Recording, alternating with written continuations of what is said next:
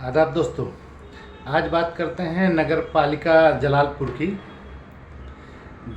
पहले भी मैंने एक वीडियो बनाया था जहाँ पे एक आज्ञा राम नाम के वरिष्ठ लिपिक थे। उनका 31 मार्च 2024 को रिटायरमेंट हो गया, लेकिन वो अभी भी अपनी कुर्सी पे बने हुए हैं। तो एक पत्रकार कोई गया था उनके कार्यालय में, तो उनसे बातचीत की थी, तो वो हाथापाई कर बैठे थे। उसी के संबंध में मैंने पहले एक वीडियो बनाया था। लिंक भी डिस्क्रिप्शन में डाल देता हूँ और उसका फ़ोटो भी डाल देता हूँ कि कौन सा वीडियो, यही वाला। तो उस वीडियो को देखने के बाद एसडीएम जलालपुर ने शासी अधिकारी जलालपुर को एक नोटिस मारा था, जिसमें लिखा कि सोशल मीडिया पे खबर चल रही है कि आज्ञा राम नाम का कोई वरिष्ठ लिपिक है जो रिटायर हो गया है, उसके बाद भी कार्यालय में काम कर रहा है। इसके संबंध में 3 दिन में अपना स्पष्टीकरण दें, अन्यथा आपके विरुद्ध कार्रवाई की जाएगी। ये तो चलो एसडीएम साहब का एक खबर पढ़ने के बाद रिएक्शन था, उन्होंने नोटिस मार दी।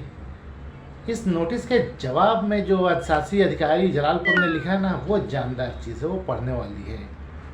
शासन वालों को भी पढ़ना चाहिए। बहुत सी समस्याएं हैं भर्ती करने की, कार्मिकों की बहुत सी समस्याएं हैं, और अगर इनका फार्मूला ले लें शासन वाले तो सारी समस्याएं हल हो जाएंगी।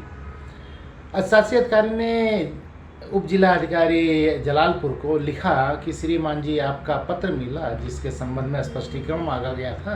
तो स्पष्टीकरण सादर प्रेषित है, जिसमें बताना है कि 21 फरवरी 2024 को बोर्ड की एक बैठक हुई थी, जिसमें प्रस्ताव हुआ था कि आज्ञा राम जी जो रिटायर हो रहे हैं उनको मानदेय पे या जो आउटसोर्सिंग से आदमी रखे जाते हैं उसके आधार पे रख लिया जाए और काम उनसे कंटिन्यू कराया जाए। इसकी जानकारी हमने निदेशालय को भी दे दी है और मंडल आयुक्त को भी दे दी है। अतः स्पष्टीकरण आपकी सेवा में प्रेषित है। अच्छा, ये स्पष्टीकरण देने वाले ने तो दे दिया, लेकिन एसडीएम ने इस पर क्या कार्रवाई की, वो समझने वाली चीज़ है। मतलब इस स्पष्टीकरण पे तो एसडीएम को तुरंत शासी अधिकारी के खिलाफ एफआईआर दर्ज करानी चाहिए थी। विभागीय कार्रवाई तो बाद में होती रही, पहले तो एफआईआर दर्ज करानी चाहिए थी कि तेरी हिम्मत कैसे हुई है लिखने की। कोई आदमी रिटायर होता है उससे पहले तो कहता है बोर्ड का प्रस्ताव हो गया था, बोर्ड का प्रस्ताव हो गया, बोर्ड में हो सकता है, चलो सभासद रहते हैं और लोग रहते हैं, वो जो निर्वाचित लोग रहते हैं उनका पढ़ा लिखा होना कोई ज़रूरी नहीं होता, नियम कायदा कानून को जानकारी होना कोई ज़रूरी नहीं होता। वो अपने क्षेत्र के प्रतिनिधि होते हैं, वो कोई भी प्रस्ताव कर दें। लेकिन तू तो पढ़ा लिखा है, तुझे तो नियम कायदा कानून की जानकारी है कि जो आदमी रिटायर हो जाता है उसे रिटायरमेंट से पहले ही सारे पेपर तैयार करके अपने आने वाले को हस्तगत कर देना रहता है। रिटायरमेंट होने के बाद वो कार्यालय में अपनी पेंशन और पीएफ वगैरह के चक्कर में आ सकता है, वरना काम करने के लिए नहीं आ सकता, वो किसी चेयर पे नहीं बैठ सकता।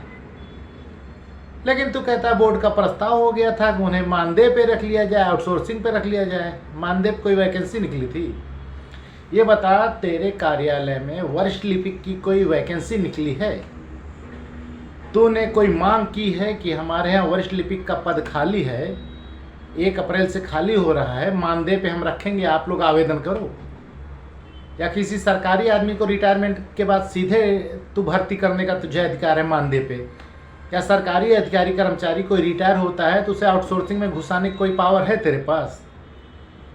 ये तो बड़ी अच्छी नज़ीर तूने बना दी है। मैं तो कहता हूँ मेरे डीएम साहब अगर रिटायर हो जाए तो वो भी कहेंगे मुझे मानदेय पर रख लीजिए, आउटसोर्सिंग से रख लीजिए। अरे भाई, वेतन ही कम कर दो ना। वेतन कौन बेवकूफ़ लेता ही है? वेतन तो अधिकारी कर्मचारी सिर्फ लोन की किस्त भरने के लिए लेते हैं, बाकी झोला झम्मर में तो रोज़ पैसा लेके जाते हैं।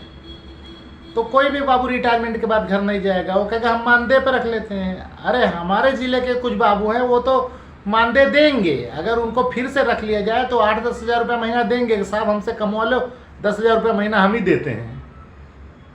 अजीब सा तर्क दिया उसने, और एसडीएम ने आज तक उसे सस्पेंड करने के लिए कोई पत्रावली नहीं चलाई।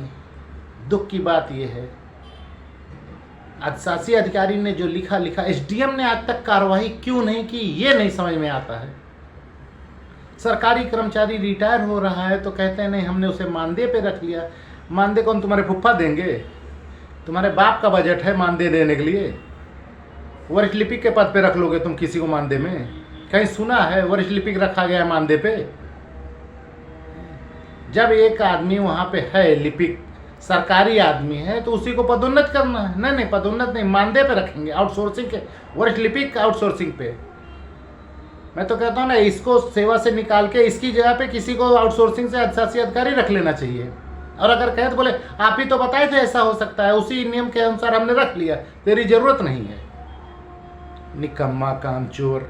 बोर्ड ने बैठक की थी, प्रस्ताव पास किया, निदेशालय में तूने भेजा था, एसडीएम को ये लिखा, निदेशालय ने तुझे जवाब क्या दिया वो तूने बताया उनको कि निदेशालय ने माँ बहन की गाली देके तेरा लेटर वापस किया था कि ऐसा कोई नियम नहीं है, तू अपने यहाँ से जो चाहे कर, यहाँ मत ये सब लिखा कर।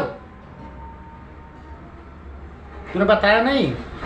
तूने तो अनुमति मांगी थी ना कि इनकी 1 साल की सेवा विस्तार चलने लगा। वरिष्ठ लिपिक का सेवा विस्तार होता है, कभी सुना है, देखा है कभी पूरे हिंदुस्तान में वरिष्ठ लिपिक का सेवा विस्तार कर रहे हो? कोई दूसरा वरिष्ठ लिपिक नहीं मिलेगा। लेकिन नहीं, सेवा विस्तार की पत्रावली चलाई है। अरे सेवा विस्तार की जो पत्रावली चलाई थी महाराज, वो वापस चली आई है। और मानदेय और आउटसोर्सिंग पे वरिष्ठ लिपिक नहीं रखा जाता, और मानदेय पे रखने के लिए विज्ञापन निकाला जाता है, उसमें लोग आवेदन करते हैं, उसमें आज्ञानाम भी आवेदन कर दें, हो सकता है हो जाए, पास हो जाए। आउटसोर्सिंग कंपनी लाके उसको रखती है। आउटसोर्सिंग में कंपनी से डिमांड की जाती है कि हमें इस चीज़ के जानकार आदमी की ज़रूरत है, वो आउटसोर्सिंग का कंपनी वाला देगा। तू कैसे आउटसोर्सिंग पे रख लेगा? तुझे अधिकार है आउटसोर्सिंग पे आदमी के रखने का?